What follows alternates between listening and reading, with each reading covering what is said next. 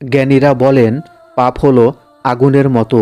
যেভাবে আগুনের ছোট ছোট স্ফুলিঙ্গ বিপদ ছড়িয়ে দিতে পারে, সেভাবে ছোট ছোট পাপও মানুষের বিপদ ছড়িয়ে দিতে পারে।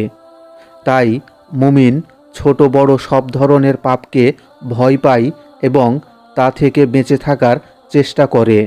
আবদুল্লাহ ইবনে মাসউদ রাদিয়াল্লাহু তাআলা আনহু বলেন, নিশ্চয় মুমিন তার পাপকে এমনভাবে দেখে যেন সে এমন একটি পাহাড়ের নিচে বসে আছে যা তার উপর ধসে পড়বে। নিশ্চয় পাপী নিজের পাপকে এমনভাবে দেখে যেন একটি মাছি তার নাকের উপর দিয়ে উড়ে গেল। সহিহ বুখারী হাদিস নং ৬৩০৪। রাসূলুল্লাহ সাল্লাল্লাহু আলাইহি ওয়াসাল্লাম ছোট ছোট পাপের ব্যাপারে হযরত আয়েশা রাদিয়াল্লাহু তাআলা আনহাকে সতর্ক করে বলেন, হে আয়েশা, ক্ষুদ্র ক্ষুদ্র গুনাহ থেকেও সাবধান হও, কেননা সেগুলোর জন্যও আল্লাহর কাছে জবাবদিহি করতে হবে। সুনানে ইবনে মাজাহ হাদিস নং ৪২৪৩। মহানবী সাল্লাল্লাহু আলাইহি ওয়াসাল্লাম তা থেকে বিরত থাকতে বলেছেন, কারণ তা বড় বড় পাপের পথে মানুষকে পরিচালিত করে। যেমন ছোট ছোট আনুগত্যগুলো মানুষকে বড় বড় আনুগত্যের জন্য প্রস্তুত করে।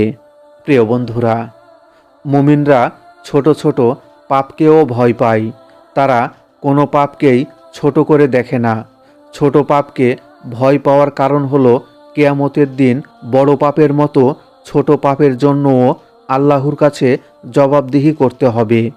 পবিত্র কুরআনে এরশাদ হয়েছে যে অনুপরিমাণ ভালো কাজ করবে সে তা দেখতে পারবে, এবং যে অনুপরিমাণ মন্দ কাজ করবে সেও তা দেখতে পারবে। সূরা জিলজাল আয়াত ৭ হতে ৮। পাপ যত ছোট হোক না কেন তা প্রকারান্তরে মহান আল্লাহরই অবাধ্যতা। সুতরাং পাপকে কখনো ছোট করে দেখার সুযোগ নেই। মহান আল্লাহ তাআলা আমাদেরকে ইসলামের সঠিক বুঝদান করুন। আমিন।